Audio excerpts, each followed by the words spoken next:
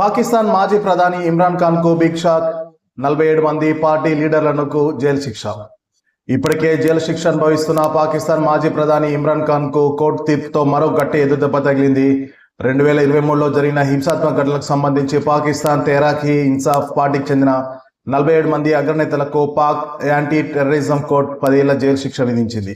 కేవలం జైలు శిక్షే కాకుండా దోషులుగా తేలిన ప్రతి ఒక్కరూ తలా ₹1,52,00,000 పాకిస్తాన్ రూపాయల జరిమానా చెల్లించాలని కోర్టు ఆదేశించింది. 2023లో అవినీతి ఆరోపణలపై ఇమ్రాన్ ఖాన్ ను పాక్ ప్రభుత్వం అరెస్ట్ చేసిన సంగతి తెలిసిందే.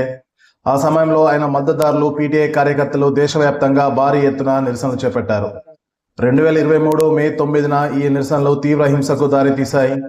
పీటీఐ నేతలు రెచ్చగొట్టే ప్రసంగాల వల్ల కార్యకర్తలు ప్రభుత్వ ఆస్తులను ధ్వంసం చేశారని, భద్రతా బలగాలపై దాడులకు పాల్పడ్డారని ప్రభుత్వం ఆరోపించింది. రావల్పిండిలోని ఆర్మీ ప్రధాన కార్యాలయం, ప్రముఖ ఆర్మీ మ్యూజియం, పలు మెట్రో స్టేషన్లు, ప్రభుత్వ బిల్డింగ్లు దాడులకు గురయ్యాయి. అయితే తాజాగా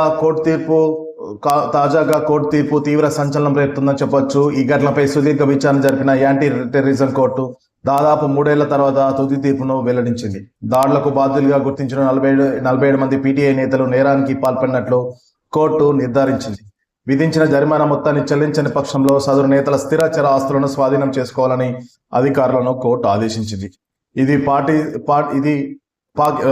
ఇమ్రాన్ ఖాన్ పార్టీలో తీవ్ర ఆందోళన కలిగిస్తున్న అంశంగా తెలుస్తుంది. ఇక తాజాగా ఇమ్రాన్ ఖాన్ ఆరోగ్య పరిస్థితిపై కూడా నీళ్లు కమ్ముకున్నాయి. ప్రస్తుతం ఇమ్రాన్ ఖాన్ రావల్పిండిలోని అడియాల జైల్లో శిక్ష అనుభవిస్తున్నారు. గత కొంతకాలంగా ఆయన అనారోగ్యంతో బాధపడుతున్నారని, జైల్లో ఆయనకు సరైన వైద్య సదుపాయాలు అందడం లేదని పీటీఐ వర్గాలు ఆరోపిస్తున్నాయి. అయితే ఆయన ఆరోగ్య పరిస్థితిపై ప్రభుత్వం నుంచి ఇప్పటివరకు ఎటువంటి అధికారిక ప్రకటన వెలువడలేదు. తాజా తీర్పుతో పీటీఐ నాయకత్వం మరింత బలహీనపడే అవకాశం ఉందని పాకిస్తాన్లోని రాజకీయ విశ్లేషకులు చెబుతున్నారు.